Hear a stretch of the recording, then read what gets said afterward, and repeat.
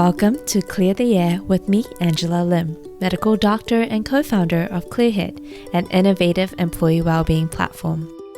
Clear the Air is a podcast covering those experiences in your life or questions you have that you feel too vulnerable to share with those around you, such as, why do I feel so lonely? And what can I do to feel happier? We get real and raw on these existential questions on mental health and well-being that's puzzled humans for millennia, sharing the science behind what you're experiencing and the answers behind those questions.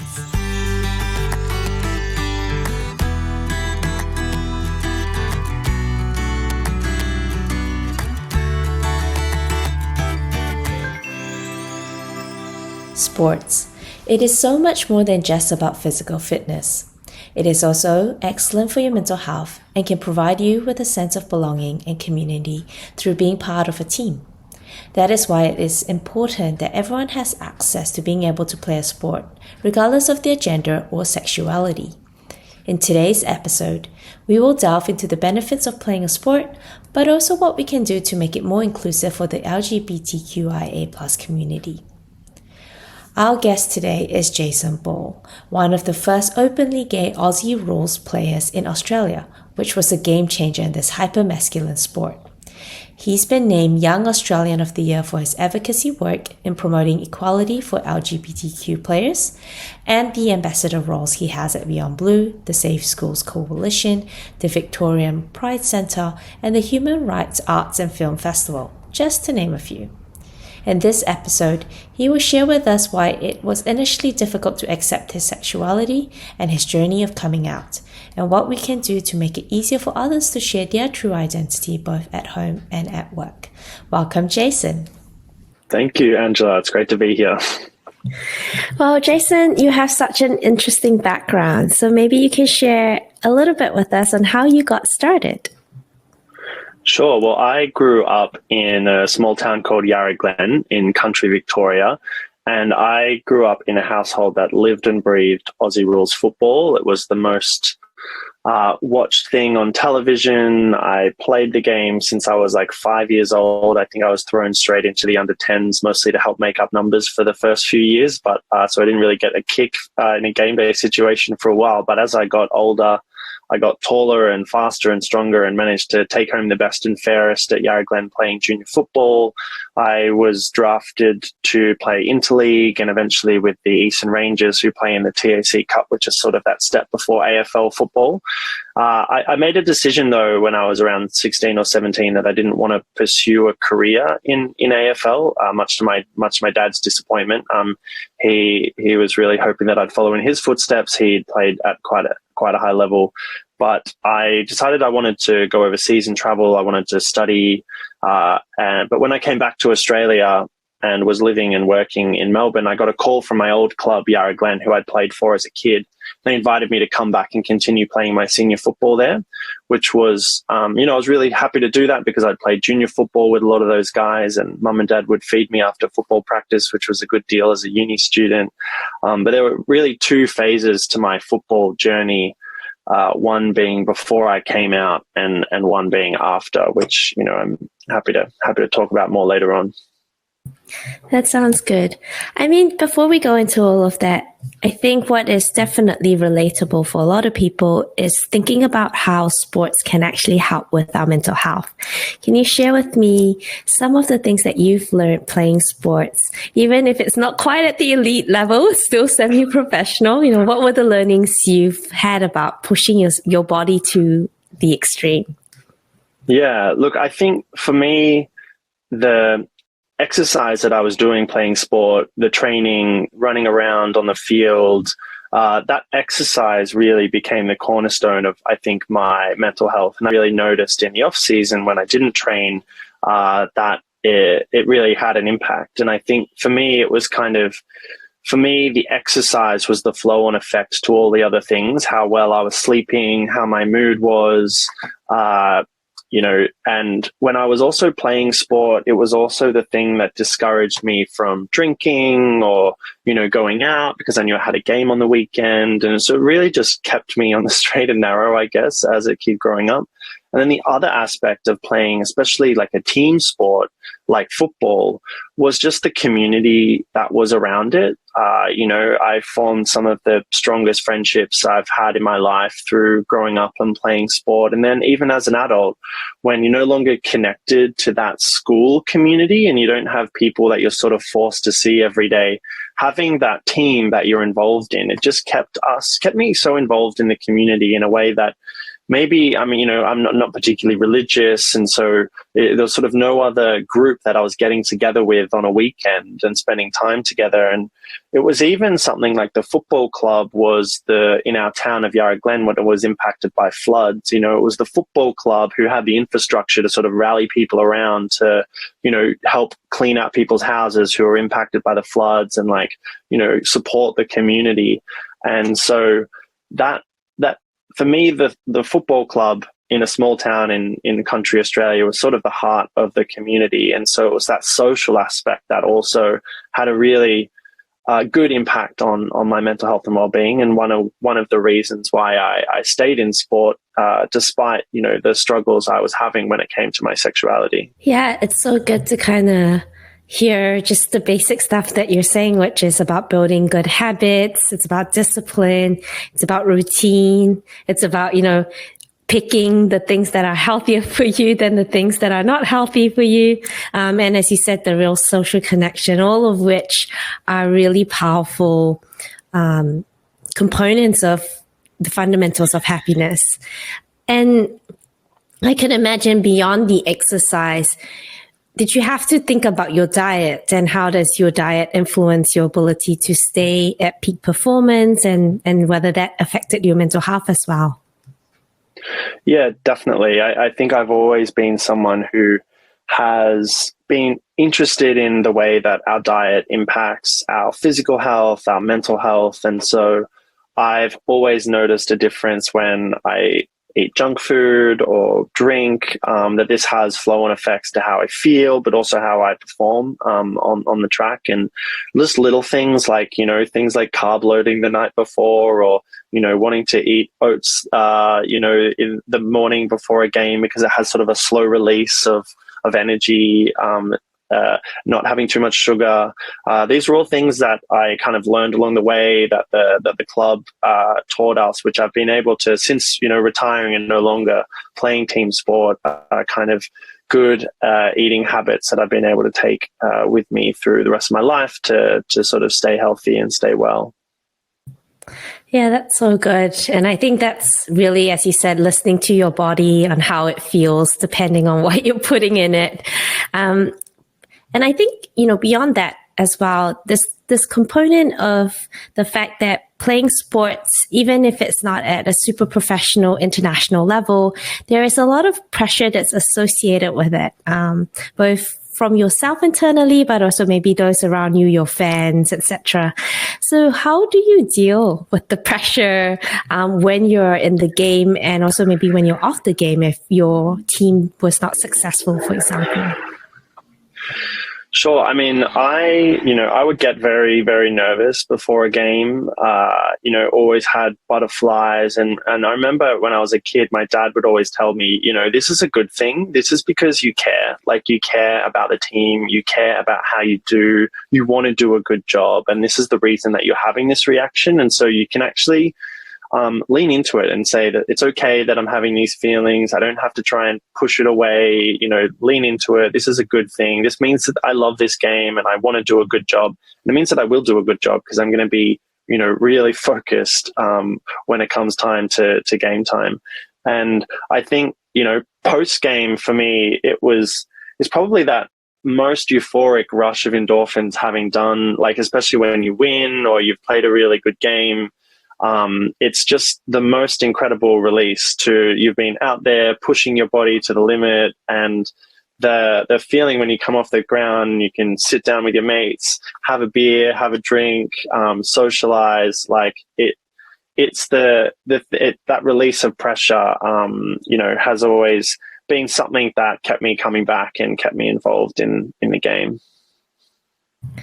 Nice. It sounds like you just had really healthy ways in which you dealt with pressure. One is recognizing that if you are nervous, it's because you really care. And so the pressure motivates you in some ways. And that when you don't win a game, you had a good social network that you could lean on to kind of debrief and not kind of spiral down internally, which is really cool that you've taken the time to really be so attuned to your body, whether that's your mind or your physicality. And so, obviously you've just talked about in the last 10 minutes all the benefits of sports, but you're currently not there anymore. So, and you mentioned that you were actually drafted for the AFL and you made a decision not to go down that training program. Maybe talk us a little bit around what made you make those decisions. Yeah, I mean, as I mentioned at the start, there were two phases to my football journey, one being before I came out and one was after. I realized that I was gay when I was about 13 years old. And at the time, I thought that being gay was the worst thing that I could be. When I was at school, the word gay was constantly used to mean bad or weak or stupid or disgusting. And I'd really internalized that language that people used. I thought that that's what people would think about me if they found out that I was gay. And so I made a promise to myself that I would never act on these feelings, that I would go through life and marry a woman and have kids and a family and do all the things that everyone expects of me, and no one should ever know about who I really am. And that led me to some pretty dark places in my early years. It was exhausting trying to fight this, trying not to be gay, hoping it would be something that would go away. And when it came to playing football, the football club was really the last place that I thought that I would ever be accepted. Playing football, homophobic slurs and language like the F word or the P word, these were constant growing up playing football. And every time I heard them, it felt like a reminder that if anyone in that environment found out that I was gay, that I wouldn't be accepted. And so I went to great lengths to hide my sexuality from my teammates while I was growing up. I, wouldn't get involved in conversations about relationships or what I was doing on the weekend out of fear that it might come up. And I guess with all of this pressure that I was putting on myself and hiding my sexuality, kind of feeling like in the end, I didn't really belong. There was no such thing as a gay footballer. I felt that, and I always had a bit of a kind of creative kind of, intellectual streak that I also didn't seem to fit with the football culture. I kind of felt like what exactly am I doing here? Do I really have a lot in common with these guys? It was in some ways it was quite a toxic sort of masculine environment at times in terms of the way that people spoke, where they spoke about gay people, where they spoke about women. And so I just needed to get out, and I decided to go on student exchange, which was a way to just completely get immersed into a different culture and feel like I could just reinvent myself, I suppose. But that meant saying goodbye to a football career, because I was going to miss out on sort of the peak time to develop my skills, to develop my body, and to be in front of selectors for being drafted to an AFL side. But I really have no regrets. I mean, I don't think AFL football necessarily was for me. I don't think, as much as I loved playing sport, I don't think I wanted it to be my career. I wanted to do other things with my life. And so I found that balance when I was able to come back to Australia. And, in the end, all of the fears that I had about how my teammates were going to react to me weren't realized. And it was quite a positive story for me. And being able to be out and openly gay in a football team was probably one of the most, liberating and amazing experiences I've ever had. I'm so glad to hear that when you did decide to share your true identity, it was in a more accepting environment than you anticipated.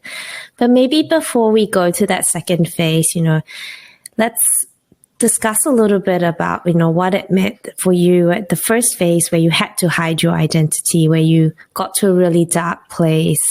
And I think that for some of our listeners, they might be there, they might be listening to your story thinking that I'm there. I can't tell anyone that I'm, actually gay, or I don't feel like I belong, or I hear the people around me constantly making derogatory comments that makes me feel terrible about myself.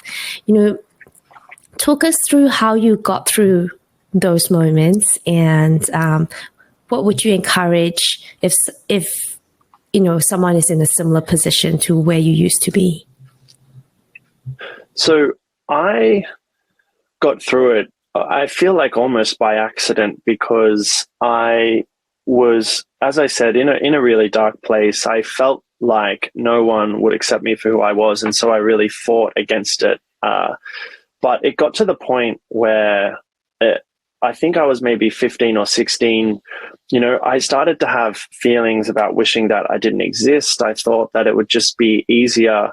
I just didn't think I would be able to deal with the shame or the embarrassment that would come from people knowing that I was gay, because I assumed that people, I thought my friends would discard me. I thought my family would be disappointed in me. These were the spiraling thoughts that, and I knew I either had to tell someone, or I didn't know what I would do. And I reached out to a family friend who was a girl who didn't go to my high school, so it sort of felt like a safer bet in case she didn't react well, it wouldn't get out or anything like that.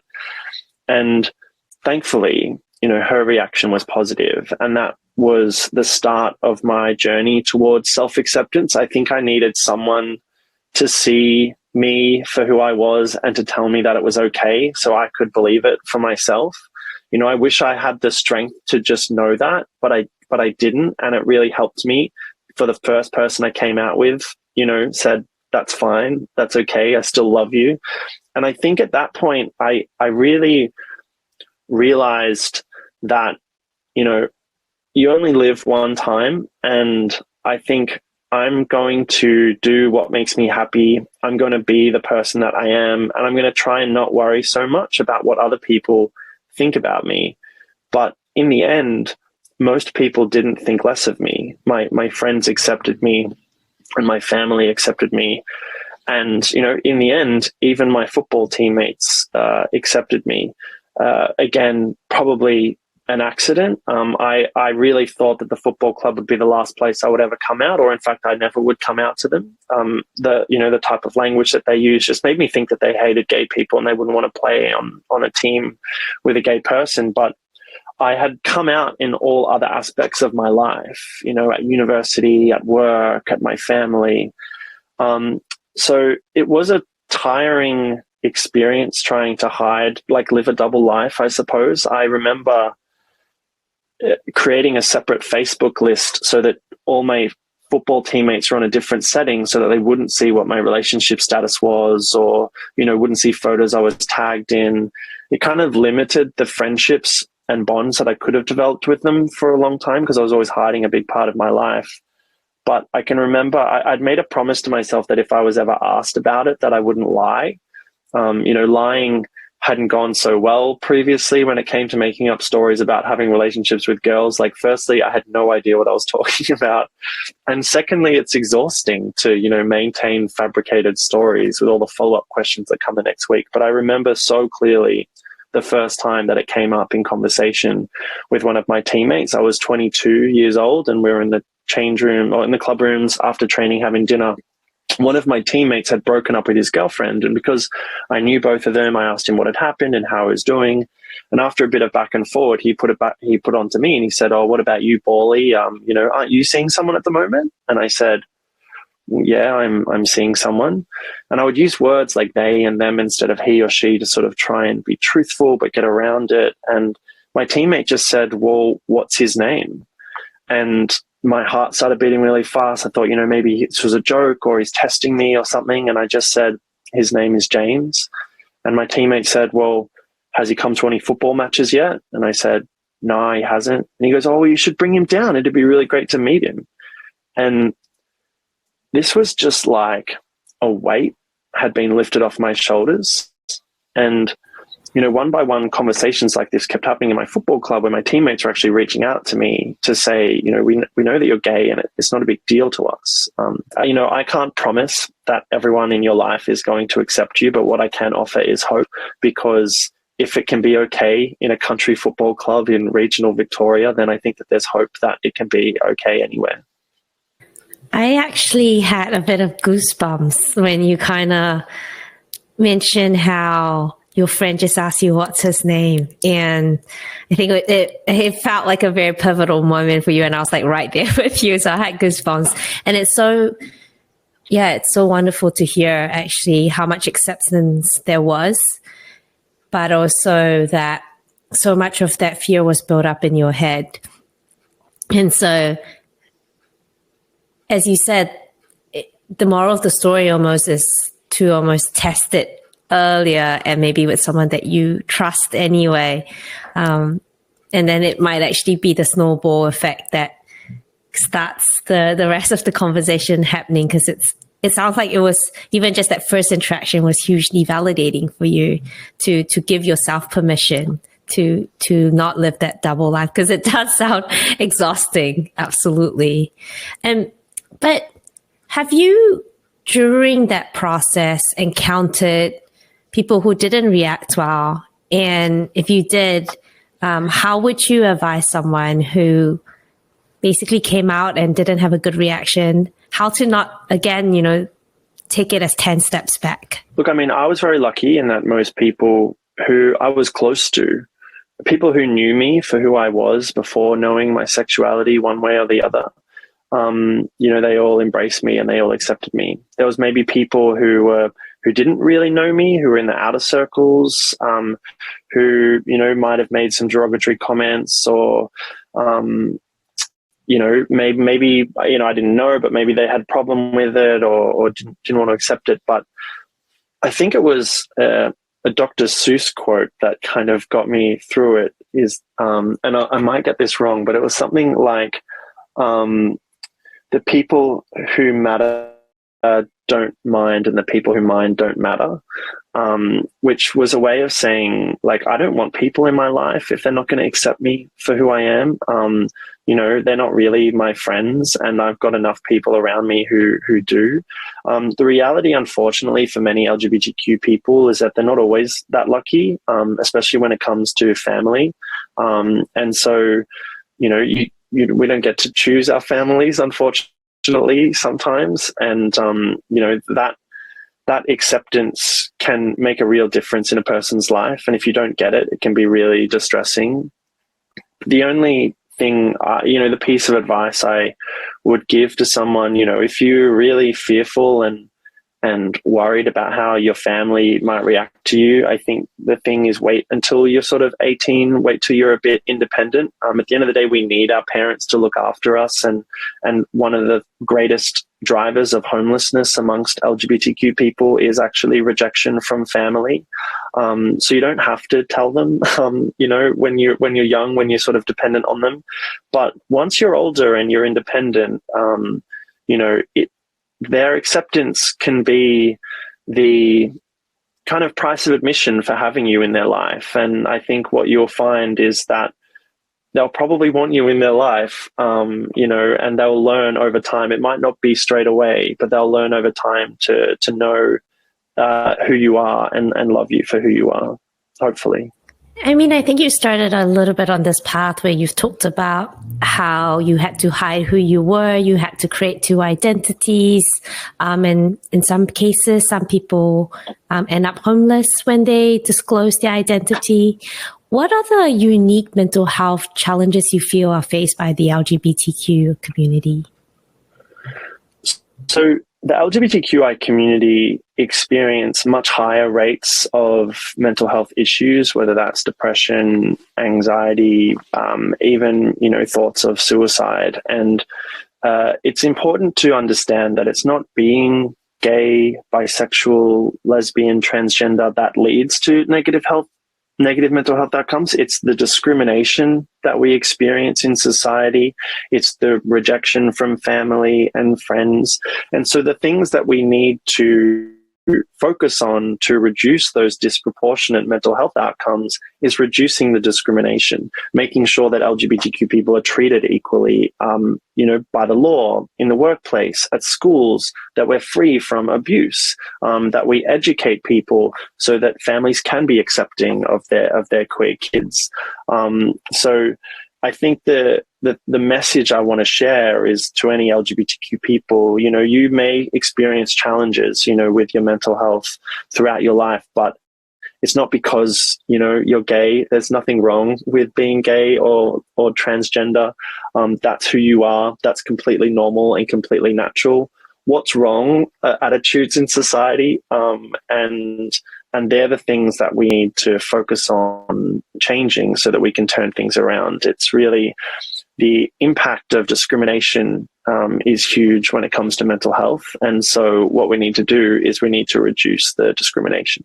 I think it would be helpful for our audience to even understand what are some of the common discrimination you have seen or learned about that the community experiences. Because I think the fact that you are a minority, it means that majority of people have never experienced what it means to be part of that community and the discrimination that is experienced. And then maybe you can talk about as well how to tackle these common discriminations that you've seen maybe in the research or through the people that you've talked to. Yeah.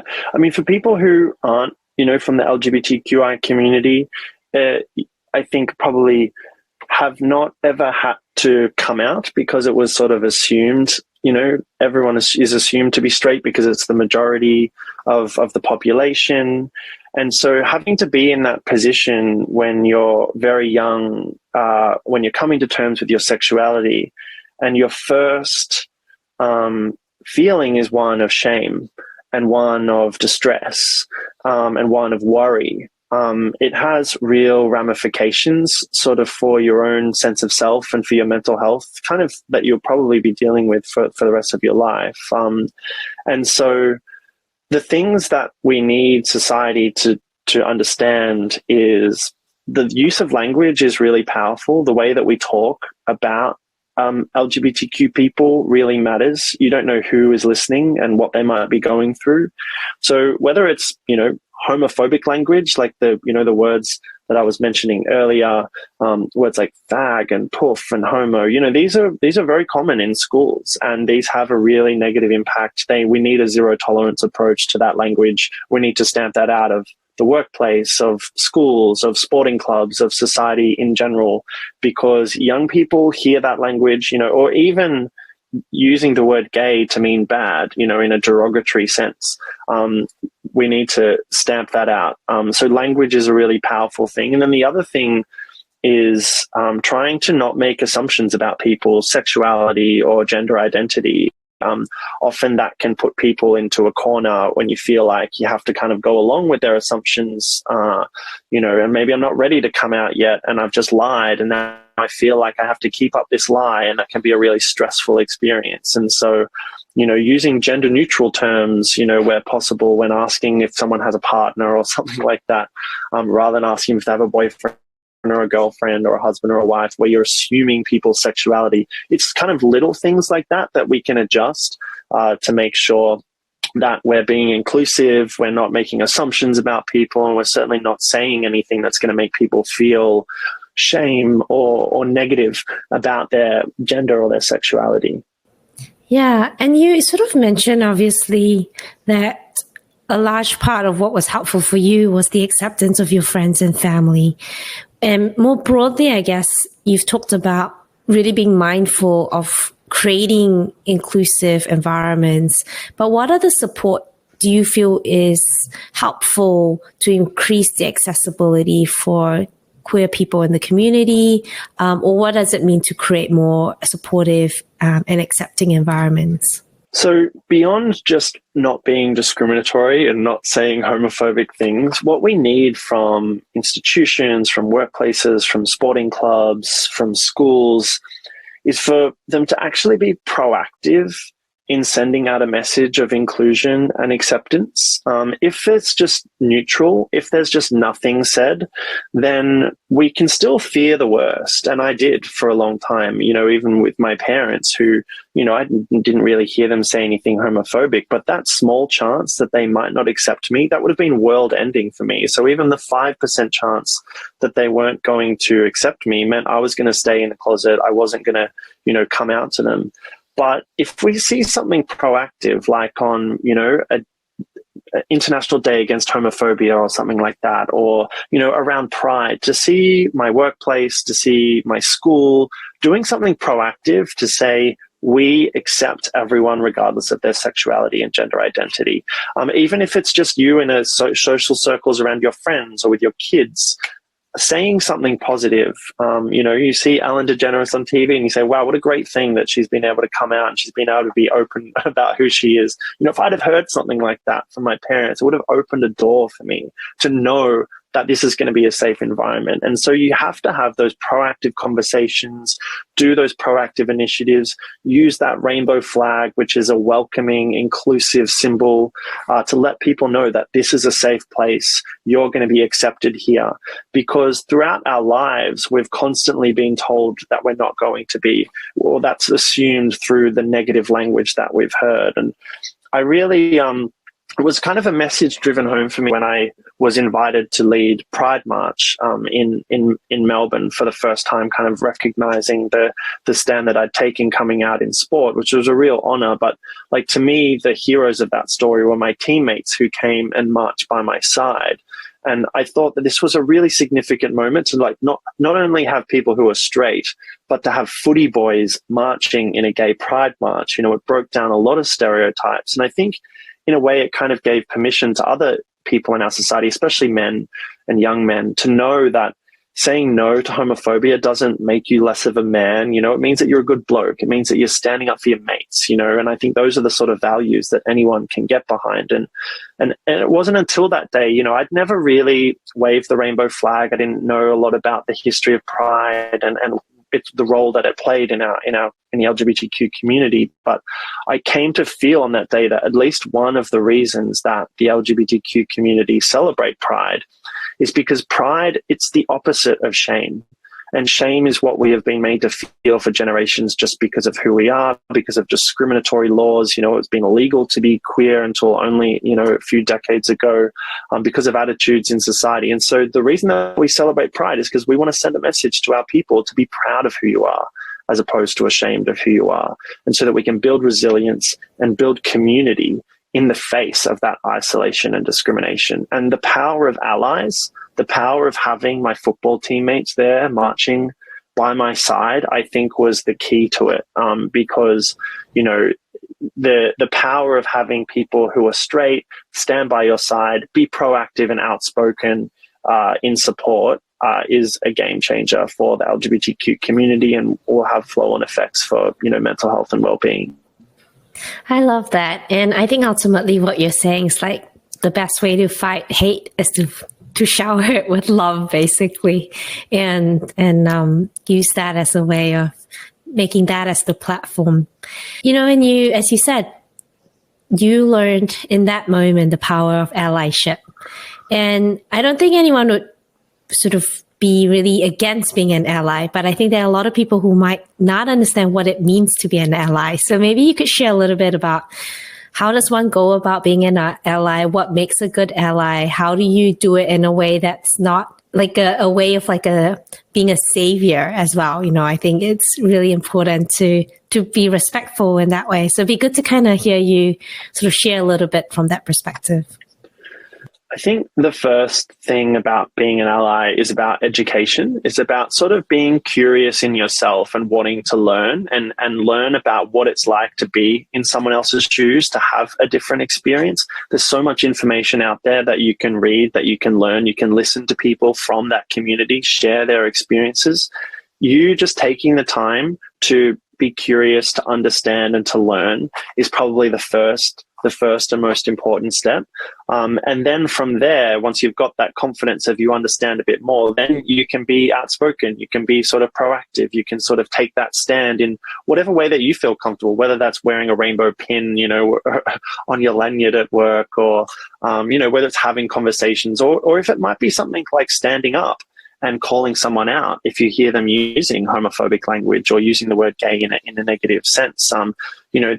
That takes courage to do that, but it will have a really big impact. And I think the person who probably has the most ability to sway people is likely you. It's likely people who are also straight, especially men, if they're willing to speak out, that has, really strong influence on culture. So being willing to educate yourself, being visible in your support, and standing up against hatred, against discriminatory language, and speaking out about that are probably the key things. There is sometimes a time as also to know when to not speak, when to sort of raise others up and let them have the platform, especially people who are from that LGBTQ community. I think it's really important, say if you're like in a workplace or a school environment and you're wanting to do something for International Day Against Homophobia or do something for Pride, make sure that there's people from the LGBTQ community who've been invited to speak, who are inputting on what exactly you're going to do on that day, because it's always the people with a lived experience who are going to be the experts, and you want to treat them as such, and you want to lean on them and their experience, and really ask them how you can help or what you can do. Yeah, I love that. But as you said, and this is such a positive thing, is that society has shifted, that there is more acceptance of being more inclusive. And as you said, even in the sports culture, that has happened. Does that change anything in the context that, how do you know when we've made enough progress, or do you feel like we're still quite a far away from the shift that needs to still happen? Yeah, look, I think in the sporting world, we still have a long way to go. We don't have any openly gay male players at the elite level playing the game. And I think that's a reflection that the culture's not ready, the culture's not right, that we need to be doing more. And so at the grassroots level, with my football club, we started the initiative called the Pride Cup, where we themed one of our sporting games around LGBT inclusion. We painted the 50-meter line rainbow. We created rainbow jumpers for the players. We delivered education programs to help players and coaches challenge homophobia and transphobia within the sporting community. And, we've been working our way up. We've got a Pride game at the AFL level. We would love to see a whole Pride round. Those are the sort of things that will start conversations, that will send a message to players, coaches, and fans that this is an environment where homophobia is not accepted, where LGBTQ people are welcomed, and just recognizing that this is going to be good for the game, to bring in more people, to make sure people don't feel excluded. That's what we want. That's what we all want. We can all share in that goal. If you love sport, that should be on your agenda of making it a welcoming and safe and inclusive place for everybody. So unfortunately, there's still more to go, especially in the sporting world. And I think one day when we see a player come out and it's no longer a news story because it's just part and parcel of the diversity of the game, I think that'll be when we'll know that it's done and that we're in a good place. But unfortunately, even on the weekend in a match against Port Adelaide and Essendon on Friday night, a player used a homophobic slur on the field. It was picked up by the umpire mic on the television broadcast. And, it's still 2024. We're still hearing language like this. There is more education, more pride rounds, more effort that is going to be needed before we can make this an environment where a player feels comfortable to come out. Yeah, and I think that is so true. It's such a simple barometer. When someone is gay or coming out as gay, it's no longer a news story. It means that we have truly integrated it into our society and that we don't blink an eye on it. And as you said, there is still lots of work to do before we get to that point. And one of the other ways in which, you've made it your platform to shift the culture on that is representation in your ambassadorial roles at Beyond Blue, at the Safe School Coalition, the Human Rights Art and Film Festival. How do you feel this idea of representation in Australia really shaped to shift the language on this as well? Yeah, when I was young, I didn't think that a gay footballer could exist. And I think for me, that visibility, if I had have known of such thing as a gay footballer, if I had have known that he could be out to his teammates and that it wouldn't be a big deal, that would have been a game changer for me. And so I guess I wanted, the reason that I decided to share my story in the media, the reason that I've been happy to take on these ambassadorial roles is to send that message to my 12-year-old self, or whoever is out there today, maybe struggling to come to terms with who they are, especially in that macho football environment. If they can see my story and see that I exist, that I've been accepted, that I've been embraced, if that gives them hope to continue playing sport, to continue living, to come out to their family and friends, then, you know, for me, that's the thing that motivates me to be visible. You can't be what you can't see. I needed that role model when I was a kid. And so I've decided to dedicate, you know, my public existence to trying to be that role model. I love that. I really think that it's so important as well. And myself as an Asian female founder, there is huge lack of representation of both female leaders, but also, you know, ethnic female leaders. And I don't think I take as conscious effort as you to kind of ensure that that representation happens. But I do know that people come up to me and say how much it matters to be able to see me on a more public platform. So it really does matter. People want to be seen and heard. It does matter. You're doing a great job. You're doing a great job. Thank you. You know, you briefly touched on this, and I'd love to explore it further. This idea of, as you said, especially in sports, this idea of toxic masculinity. You know, what does it mean, you know, from your perspective, and how does that affect people's ability to feel they can join sports if they are not, you know, demonstrating this hyper masculine identity? Yeah, look, I think it permeates Australian culture, but nowhere more than in a sporting team, I find, or in a very male environment, where this idea of what it means to be masculine, of what it means to be a man, is wrapped up in being, you know, derogatory towards women, derogatory towards gay people, not showing emotion or having feelings, being tough, being strong, all of these things, which kind of, I guess, with sport go hand in hand together, because it's got that, you know, that strength is part of it, being strong, but it's not a healthy way to live. It's not a healthy way to exist in the world in terms of your interactions with other people. And so much of it, I find, is just a learned behavior. It's what people think is needed in order to be a man. In order to be a man, I need to assert my masculinity by dismissing anything that's feminine or dismissing anything that's gay. And that's what's going to get me to be seen as a man in the eyes of other people. But deep down, we know that that's not what we need to be doing. And if you, like, I always found in a football environment, in a group situation, people would act like this and talk like this, but then you get them one-on-one and they're not like that at all. That's not who these people really are. It's just what they think they have to do in this environment to be accepted by one another. And so for me, the breaking down of this toxic masculinity is just helping these men understand that there are other ways to exist, to be a man. There are other ways to assert your masculinity in society, and that things like, you know, showing emotion, these are brave. This is strength. This is strong. This is not weakness. You know, being able to be vulnerable with one another, not bottling everything up, you know, being inclusive and welcoming, not using derogatory language. These are signs of strength. This is what it really means to be a man, you know, in today's society. So those are it's an environment that I think we're slowly chipping away at, and you know, we're getting there, but there's still some work to do.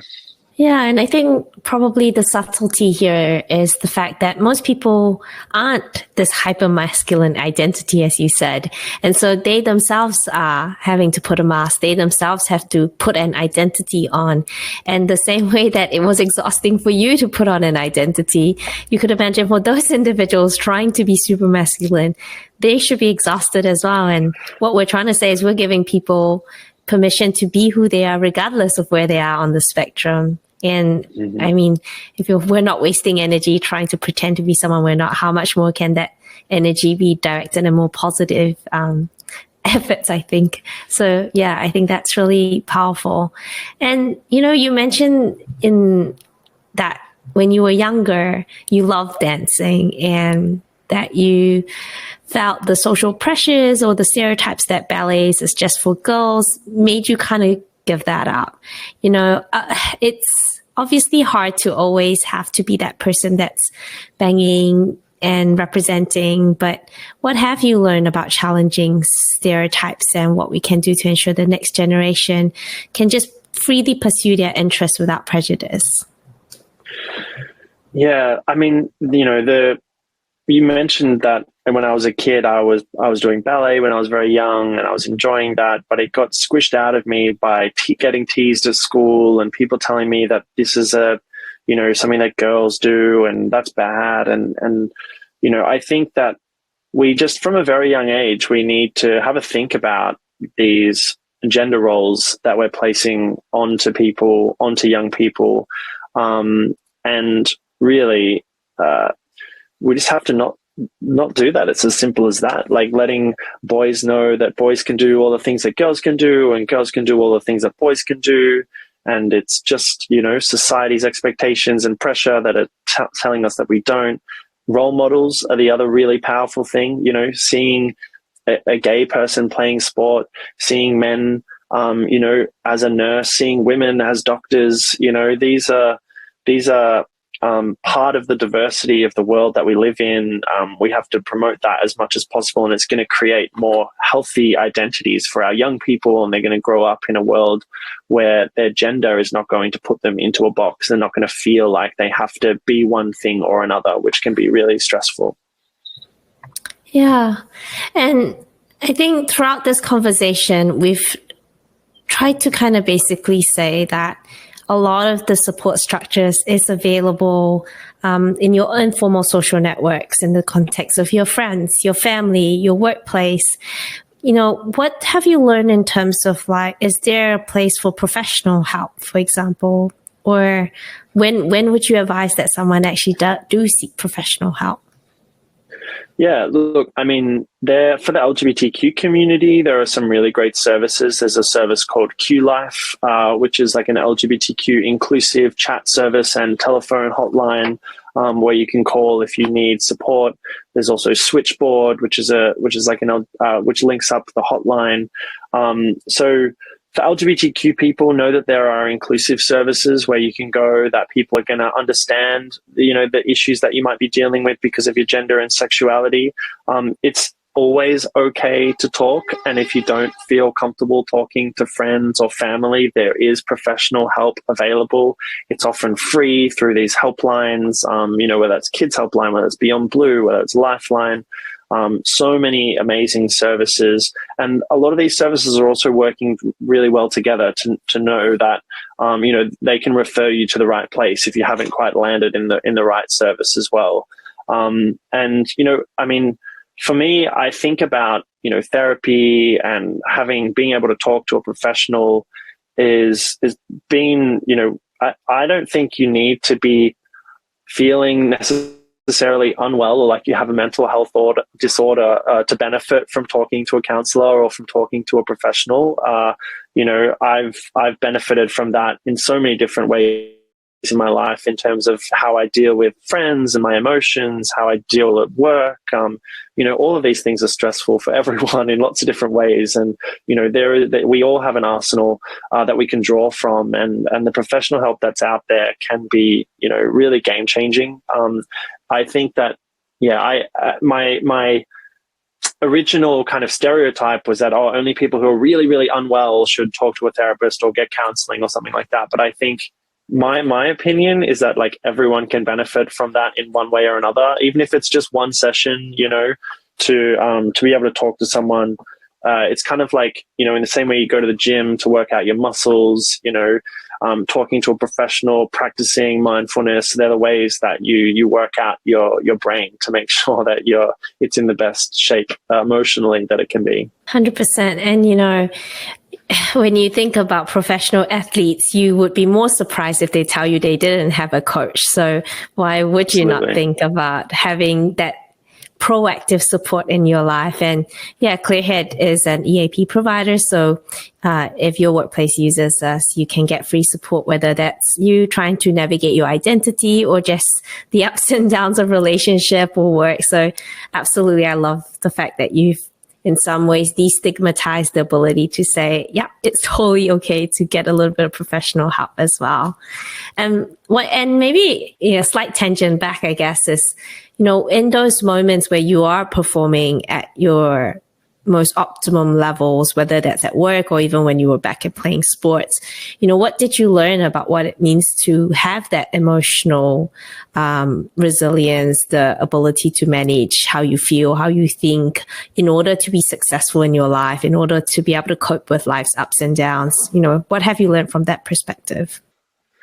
Yeah, I think for me, whenever I'm in a situation that is really stressful, for me, I find that having if I've got like a rush of emotion, if I'm feeling really angry or really frustrated or something like that, for me, the biggest lesson I have taken is to like pause before you act. I think that, sometimes if I'm having a really strong emotional reaction that's sort of disproportionate to the situation, it's better not to act right now, not to say anything right now. Like take a break however you can, go and write down your thoughts. Talk to a friend about what you're feeling, about what you're going through, or even just go for a walk, do some meditation or something like that. Just creating that break between the really heightened emotional state that you might be in and then however you want to deal with that. Because dealing with it when you're in that hyper emotional state, like, it never goes well. It never had for me. And for me, it was such a breakthrough moment to have that ability to recognize when I'm feeling really heightened in my emotions, and to be able to separate what I'm feeling, calm myself down, and then deal with whatever was happening in sort of a more rational way, but still acknowledging it and not like bottling it up and never dealing with it, still dealing with it, but dealing with it separate from whatever heightened state that I was in. That was kind of something that, through therapy that I've had, through mindfulness, that has really benefited me. Yeah, can't unsend that angry email to your boss. Hey, go for a walk first. Yeah, yeah, exactly. We've had such a wonderful chat around the role of sports in helping you stay physically and mentally well. We talked about all the ways in which we could create a more inclusive society for the LGBTQI community. Is there anything else that you feel you'd like to share that you haven't shared already? It's been a wonderful chat, Angela. I feel like, we've covered so many topics. I think, the one message that I'll leave your audience with, I suppose, is for anyone who might be from the LGBTQ community or questioning their sexuality or gender identity. My message to you, which is what I needed to hear when I was young, is don't be afraid to be who you are. You'll probably be surprised how accepting people can be if you give them a chance. I can't promise that everyone in your life is going to accept you. I can offer hope that it will be okay. And to all of those people who are listening who are straight, cisgender, I want you to know that the key to equality, the key to acceptance for the LGBTQ community, it sits in your hands. We need you on our side. We need you to be outspoken, to be proactive, to be visible, so that we can reach a place where we have full equality, where we don't see these disproportionate mental health outcomes for the LGBTQ community. I love it. What a beautiful call to action. Well, it's a closing tradition on this podcast that we ask you, what is your one wellbeing practice that you do, Jason, to stay well? Maybe it's obvious for me, but my one wellbeing practice is exercise. It is, whether it's playing sport, which I still do, but not on a football field. I'm part of a mixed netball team now. And if it's not playing sport, it's, going to the gym and working out, or it's making a decision that I might ride my bike instead of get an Uber, or I might walk, instead of catch a train. Just adding exercise into my daily life in one way or another is the thing that grounds me, is the thing that has the flow-on effect to all the other things I need in my life to keep me well, keep me eating well, keep me sleeping. So for me, it's exercise. That's it for today's episode. If you want to learn more about how Clearhead can support your workplace, or you have a burning mental health question that you'd like us to explore on the podcast, check us out at myclearhead.com and drop us a message. Love our content? Share it with a friend or leave us a comment on LinkedIn, Instagram, or Facebook. Thank you so much again for listening, and catch you on the next one.